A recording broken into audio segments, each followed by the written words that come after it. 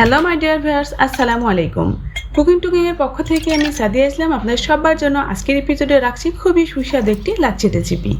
আজ আমি আপনাদের তৈরি করে দেখাবো পাকা কলা দিয়ে কিভাবে হ্যান্ড উইক্স দিয়ে মানে কোনো প্রকারের হ্যান্ড ব্লেন্ডার ছাড়া খুব সহজে মাত্র 5 মিনিটে শাহী লাচ্ছি তৈরি করতে পারবেন। হৃদয় ঠান্ডা করা খুবই সুস্বাদু পারফেক্ট লাচ্ছি তৈরি করার জন্য আমার রেসিপিটি পুরোপুরি দেখতে থাকুন। এখানে নিয়ে নিয়েছি পাকা কলা। প্রথমে আমি পাকা কলাগুলো ছিলিয়ে টুকরা করে কেটে নিব। এখানে আমি মিডিয়াম সাইজের 3টা পাকা কলা ব্যবহার করছি। যতটুকু পরিমাণ লাচ্ছি তৈরি করবেন সেই আন্দাজ করে কলাগুলো নিয়ে নিতে হবে। আমি মোটামুটি 3 কাপের মতো লাচ্ছি তৈরি করব, এই জন্য এখানে 3টা পাকা কলা ব্যবহার করছি। কলাগুলো একটু বেশি পরিমাণে পাকা হলে লাচ্ছিটা তৈরি করতে সুবিধা হবে এবং খেতেও বেশি ভালো লাগবে।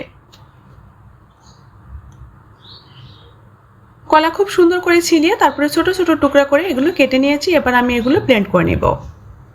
ব্লেন্ড করা বলতে আমি কিন্তু আজকে ব্লেন্ডার ব্যবহার করব না, হ্যান্ড উইক্স দিয়ে এটা আমি ফেটিয়ে নিব। এটা যেহেতু পাকা কলা খুব সহজে কিন্তু হ্যান্ড উইক্সের সাহায্যে এটা চটকানো যাবে, চাইলে কিন্তু হাত দিয়েও মেখে নেওয়া যাবে। খুব সুন্দর করে হ্যান্ড উইক্সের সাহায্যে এটা খুব ভালো মতো ফেটিয়ে নিয়েছি, একেবারেই দানা দানা নেই। পাকা কলাটা খুব সুন্দর করে ম্যাশড করে নিয়েছি।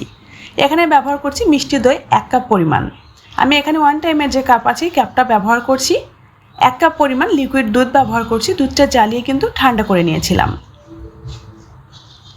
স্বাদ মতো চিনি দেবো। এখানে আমি 5 চামচের মতো চিনি ব্যবহার করব। এখানে যেহেতু 3 কাপ লাচ্ছি তৈরি করব।